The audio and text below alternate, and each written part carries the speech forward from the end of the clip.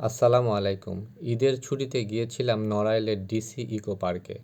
2019 সালে শুরু হওয়া নড়াইল পৌরসভাধীন হাটবাড়িয়া এলাকায় অবস্থিত ডিসি ইকো পার্কটি অল্প দিনেই নারী, পুরুষ ও শিশুদের বিনোদনের কেন্দ্রবিন্দুতে পরিণত হয়েছে। এই পার্কটি সরকারি অর্থায়নে নির্মিত হয়েছে। পার্কটি 26 একর জমির উপর নির্মিত। চিত্রা নদীর তীরে তৎকালীন জমিদারদের রেখে যাওয়া জায়গায় মানুষকে নির্মল আনন্দের জন্য ডিসি ইকো পার্কটি নির্মিত হয়।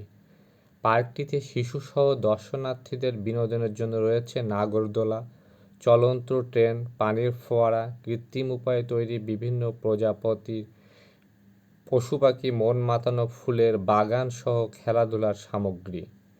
চিত্রা নদীর তীরে পার্কটির অবস্থান হওয়ায় মনোরম পরিবেশ আপনাকে বিমোহিত করবে। এই পার্কটিকে নড়াইলবাসীর ফুসফুস বলে আখ্যায়িত করা হয়। বিকেলে চিত্রা নদীর তীরে বসে পার্কের সৌন্দর্যের সাথে চারপাশের সবুজ প্রকৃতির নান্দনিক চিত্র আপনাকে শান্ত রাখবে আর মনকে করবে প্রশান্ত। নড়াইল শহর থেকে এখানে আসতে জনপ্রতি 20 টাকা করে অটো ভাড়া লাগে। নড়াইলে আসলে এখান থেকে ঘুরে আসতে পারেন পরিবার পরিজন নিয়ে। আর আমার ভিডিওটি ভালো লাগলে লাইক, শেয়ার এবং কমেন্ট করবেন প্লিজ। ধন্যবাদ।